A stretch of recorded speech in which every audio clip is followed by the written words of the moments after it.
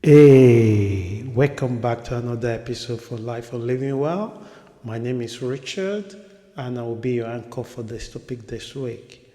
Before we dive into the topic that I have for us this week, I'd like to say thank you for those who have signed up for our weekly article and the podcast, and the people that make a feedback on the podcast. Thank you. We very appreciate it and take the feedback and the area that we need to work on more.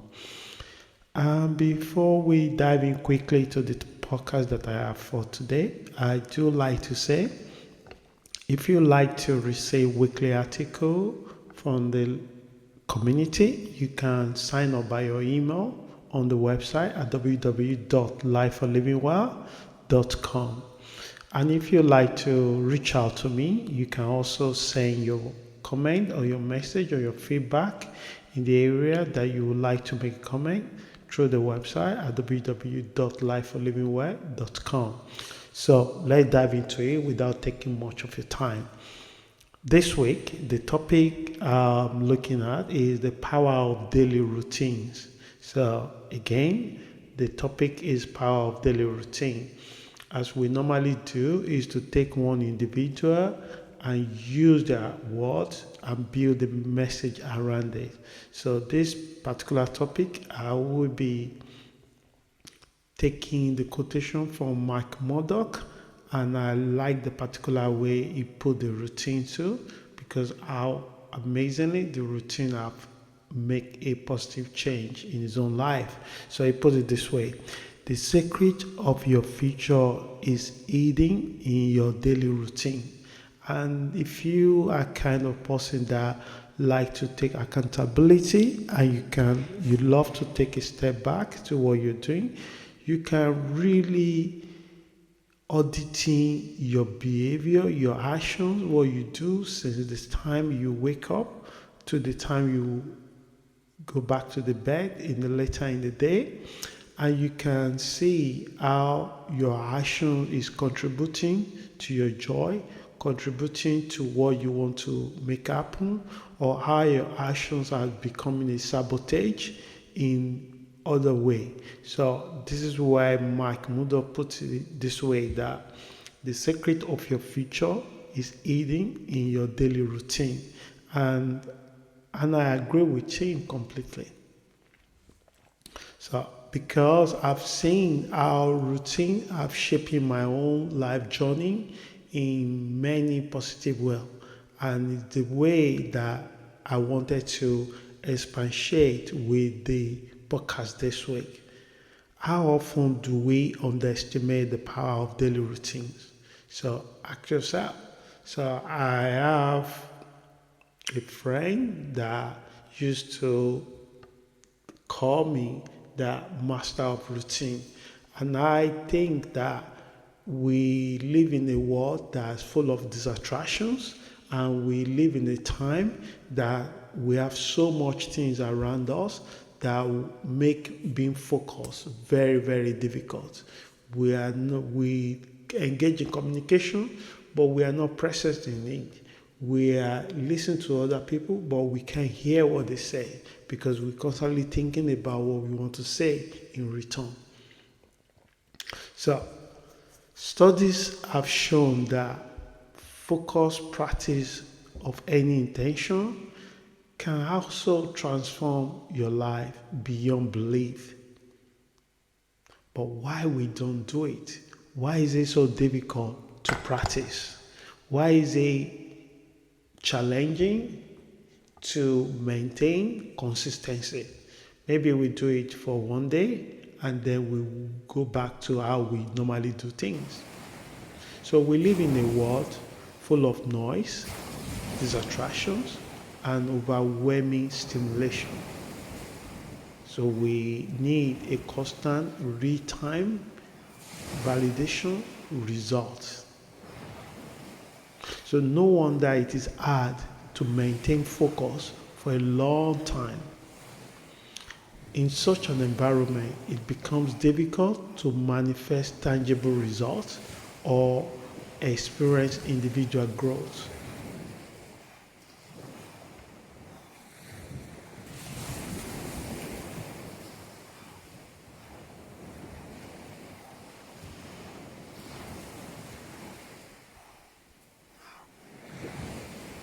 So why isn't coaching enforced from childhood in our schooling systems?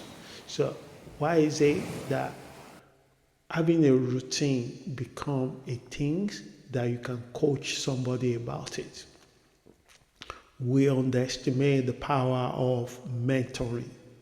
We underestimate how we can turn it into a routine process.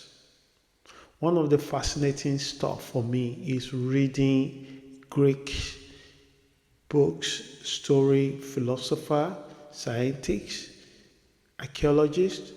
When you begin to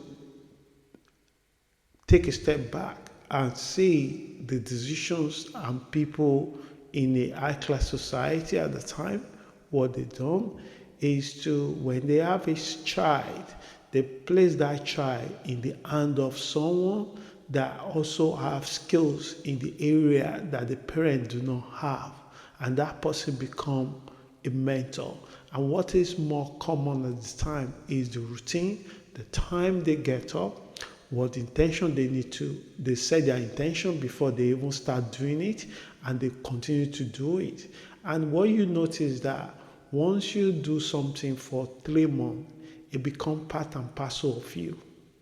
If you don't like to read, if you can push yourself to read few times, a few pages, 2 pages, 3 pages every day, and you do this for 3 months, you will begin to see shift in your consciousness.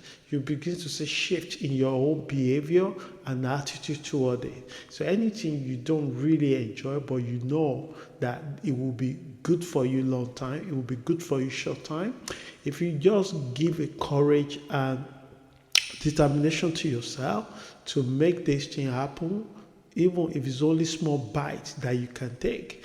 I said in the previous podcast before that before I have a chance to travel to Japan, I tend to believe that you have to be in the meditation for hours, meaning.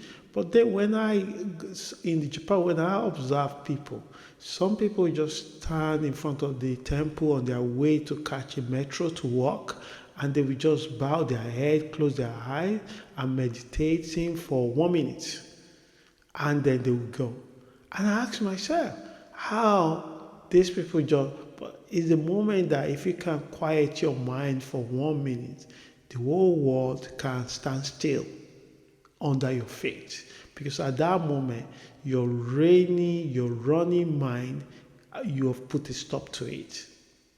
Sometimes people walk in the road, if you pay attention to them, they might not speak out, they are lost in their thoughts. They didn't even see you. You say hello to them, and they say good morning, even if it was in the evening, because in their head, they were still thinking about what happened in the morning. So why isn't coaching enforced from childhood? So I've strongly believe that these are the things that adults in our life when you are a child may have contributed by coaching you to develop it, whether to wake up and brush your teeth in the morning or brush your teeth before you go to bed. It depends how you approach this thing, or making your bed in the morning, or even little things of tidying up and show you of taking responsibility and accountability to what you do. So let's quickly browse through a few benefits you may derive from establishing a daily routine. Number 1, consistency. Like habit, consistency evolves through repetition and transcends into other aspects of your life.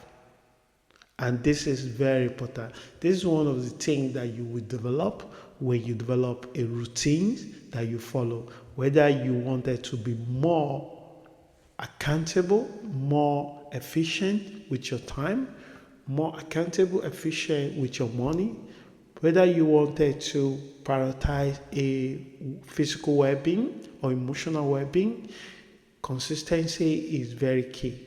And deals with routine will not only helping you build that, it will also transcend to other part of your life. It's just a automatic, it's a byproduct of that.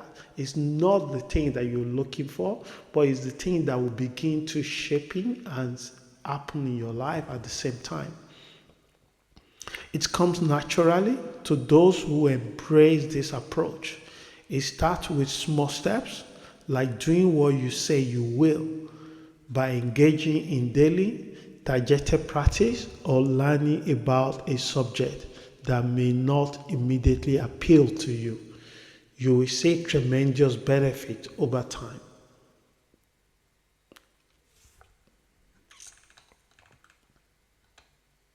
Number 2, personal growth. Growth is often born out of challenges, but you don't always have to wait for challenges to come. Setting daily routines will also help you to grow in a tremendous way. Whether to read about how to budgeting, if you never do budgeting in your life, if you find that it's so boring to sit down in one particular time in the month and thinking about the money that you're going to come into you and how you're going to tell that money, or are you going to distribute that money? Are you going to plan how those money will be taken care of?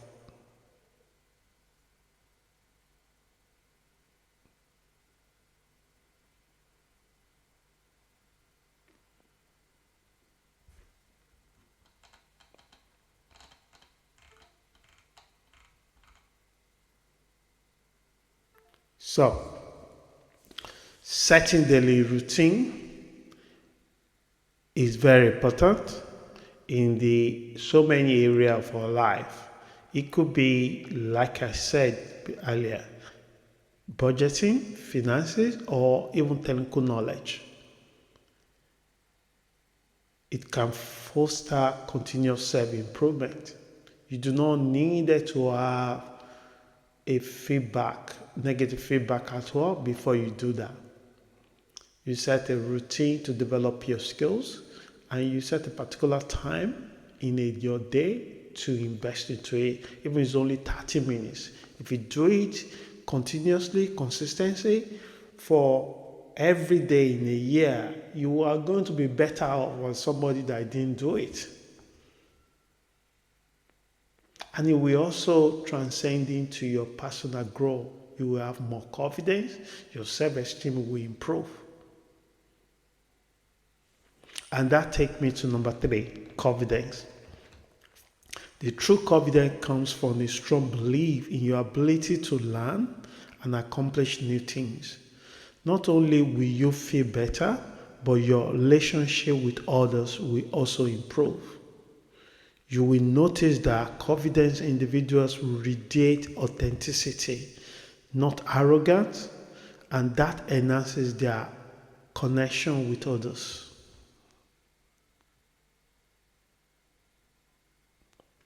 And lastly, number 4, focus. We are surrounded by distractions, whether we like it or not. In our generation, we have tremendous challenges to overcome so many noises. As much the technologies involve, develop, advance, it also comes with a lot of its own challenges. So making it difficult to concentrate. One of the best ways to improve your focus is to include mindfulness in your routine. Whatever you are doing, be fully present in the moment. And this is going to come by practice, by having a routine that you deploy that work for you. I do not want to suggest anything. You can read more about this. You can research about it. You have to find out what is work for you. Finally, set your intention